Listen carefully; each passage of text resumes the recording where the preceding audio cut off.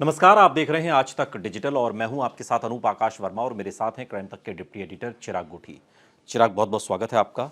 महाकाल की नगरी उज्जैन में एक 12 साल की मासूम बच्ची के साथ जो कुछ हुआ उसने हम सभी को सन्न करके रख दिया है और एक बार फिर सोचने पर मजबूर कर दिया है कि हमारा समाज जिसको कठोर कानून के जरिए और तमाम चीज़ें सुधारने की और सही रास्ते पर लाने की जो कोशिश की जाती है, हम उस कोशिश में एक बार फिर नाकाम हुए। उसकी तस्वीर उज्जैन की ये खबर बताती है, उस बात की तस्दीक करती है। इसमें कई सारे सवाल हैं चिराग, लेकिन अब तो खैर इसमें 4 आरोपी पकड़े गए हैं और अभी भी पूछताछ हो रही है।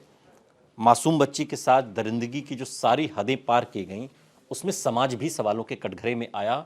बच्ची जब सुबह उसको जहाँ पर छोड़ दिया जाता है, उसके बाद जो घर जाने नग्न अवस्था में, वो भी, और कोई जो लोग देख रहे हैं वो सिर्फ तमाशबीन बने हुए हैं, कोई मदद के लिए आगे नहीं आता। ये ऐसा क्यों होता है? ये क्या इसलिए कि हम उस पचड़े में ना फंसें, या फिर वाकई हमारा कलेजा एकदम पत्थर का हो गया है?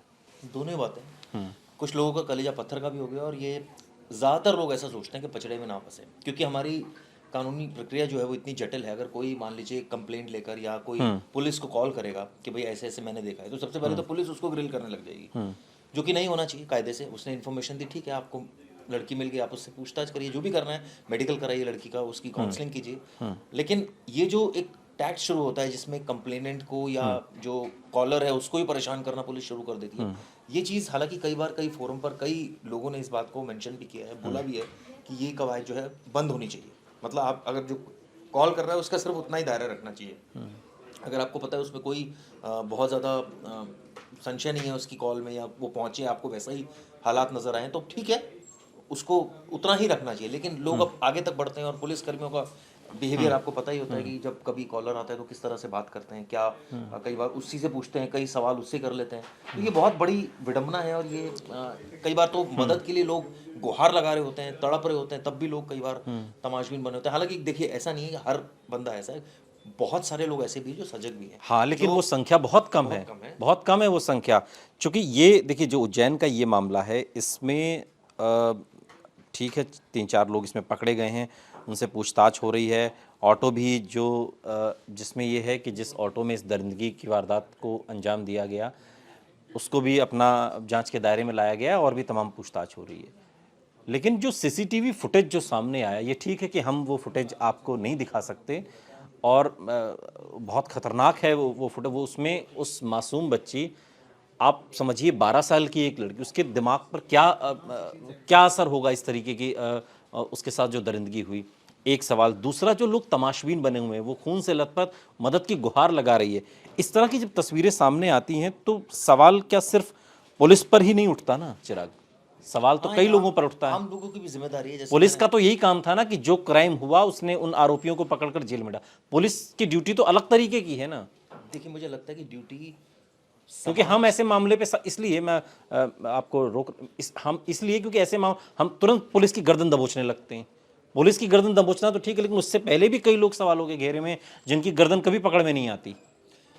देखिए, इसमें जो शुरुआत होती है वो पहले तो आपकी, या आरोपी की बात करूंगा उसके पॉइंट ऑफ व्यू से, कि उसकी मानसिकता, कि इस तरह की मानसिकता है उसकी, कि उसने एक बच्ची को देखा और उसने इस तरह से घटना को अंजाम दे दिया बिना कानून का खौफ। उसको कोई कानून का खौफ नहीं है। ऐसा नहीं है फांसी की सज़ा नहीं है, यहाँ पर लड़की मर भी सकती थी, मर्डर चार्जेस भी लग सकते थे। लेकिन जब वो क्राइम उसके ऊपर इतना हावी होता है अनूप, तो उस वक्त मुझे लगता है कुछ उसको समझ नहीं आ रहा होता और वो घटना को अंजाम दे दिया। दूसरी बात आती है पुलिस की जिम्मेदारी, जो हम डिस्कस कर रहे हैं। पुलिस की जिम्मेदारी तो नेचुरली बनती है भाई, इन्वेस्टिगेशन अच्छी करे और कोर्ट में प्रेजेंट करे, और कोर्ट की जिम्मेदारी बनती है कि जल्द से जल्द मामले को लेकिन कोई खौफ नहीं है ना, कोई खौफ नहीं है। फास्ट ट्रैक कोर्ट जिम्मेदारी बनती है समाज की। जो घटना जब देख रहे हैं, इस तरह की घटना देख रहे हैं, तो वो आके पुलिस को टाइमली इन्फॉर्म करें। अब जहां तक आपकी सवाल है कि खौफ तो नहीं है, तो कानून तो बहुत पहले से फांसी का, क्या इसका मतलब मर्डर नहीं हो रहे, लगातार हो रहे हैं? क्या लोग भूल गए कानून आईपीसी को, सीआरपीसी? ऐसा नहीं है, लोग अच्छे अच्छे घरों के लोग मर्डर कर देते हैं, जो पढ़े लिखे हैं वो मर्डर कर देते हैं, उनको तो सारा ज्ञान होता है। तो ये एक तो फिट ऑफ रेज में चीज़ें हो जाती हैं। उस समय आपको लगता है कि भाई आपकी इंसल्ट हो गई, आपकी ईगो इतनी हर्ट हो गई कि बस उस समय आपको एक ईगो शांत करनी है, उसको मारकर ही शांत होगी बस। ठीक है। और वो आप सब भूल जाओगे, अपना आगे का पीछे का पैसा, परिवार, संबंध सब भूल जाओगे। ठीक तो ये हम देखते रहे। इसमें अलग अलग थ्योरी बताई गई। खबर क्या है, थोड़ा सा जो अपडेट है वो आपको बता दें कि जो 12 साल की जिस मासूम के साथ दरिंदगी हुई उसमें एक आरोपी को तो गिरफ्तार किया गया है। जिस ऑटो ड्राइवर को गिरफ्तार किया है उसकी उम्र 38 साल बताई जा रही है। साथ ही 3 अन्य लोग भी हिरासत में लिए गए हैं और उनसे पूछताछ चल रही है। अब पुलिस जो बता रही है कि पीड़िता उज्जैन के जीवनखेड़ी इलाके में ऑटो में चढ़ी थी। सीसीटीवी फुटेज से इस बात की पुष्टि होती है। आरोपी ड्राइवर राकेश के ऑटो में खून के धब्बे मिले और इस आधार पर उसे गिरफ्तार किया गया। उसके ऑटो को फॉरेंसिक टीम के जांच के लिए भेजा गया है और 3 अन्य लोगों में से एक ऑटो चालक है। हिरासत में लिए गए तीनों लोगों की अभी तक पहचान उजागर नहीं की गई है। अब जो ड्राइवर की थ्योरी है, ड्राइवर की कहानी, वो गले नहीं उतर रही। ऑटो ड्राइवर की कहानी पुलिस के गले इसलिए नहीं उतर रही क्योंकि जब बच्ची खून से सनी हुई और अर्धनग्न हालत में मिली तो ड्राइवर ने पुलिस को सूचना क्यों दी, और यही नहीं, इलाज के लिए उसे अस्पताल क्यों ले गया। और हद तो तब हो गई जब पीड़िता को सुनसान इलाके में छोड़ गया। पुलिस ने शुरुआती तौर पर ऑटो ड्राइवर को साक्ष्य छिपाने की धारा 201 के तहत आरोपी बनाने की बात कही थी। क्या कुछ विरोधाभास भी है? क्योंकि अगर जिसने क्राइम किया तो वो इतना कुछ क्यों करेगा उसको? और फिर वही सवाल पर मैं आऊंगा जो मैंने शुरुआत में पूछा था, क्या पचड़े से बचने के लिए छोड़ के भाग गया, या फिर पुलिस जो बात बता रही है वो? अभी तो इसमें कई सारे एंगल है ना जिन पर शक की सुई घूमती है। नहीं, लेकिन पुलिस 4 लोगों को इसमें पकड़ा है, जिसमें ऑटो ड्राइवर को अरेस्ट किया है, तो नेचुरली सबूत मिले हैं पुलिस को। वो जो मर्जी कहानी बताए उसका कोई मैटर नहीं करता। ठीक है। अब तो क्लियर कट है कि उसने इस तरह की घटना को अंजाम दिया। बच्ची जो थी वो अकेली थी। अब बच्ची किन परिस्थितियों में वहाँ से गुजर रही थी, उसके परिवार ने कितने बजे पुलिस को फ़ोन किया, कब परिवार को पता चला, और 2 घंटे तक या 2.5 घंटे तक वो क्यों सड़क पर ही घूमती रही, और लोगों ने जो नोटिस किया वो क्यों नहीं इमीडिएटली पुलिस को इन्फॉर्म किया। ऐसे तमाम सवाल है जो इस केस में जो है वो बने हुए हैं। और नेचुरली अभी तो जांच चल रही है, अभी चार्जशीट भी इसमें दाखिल होगी।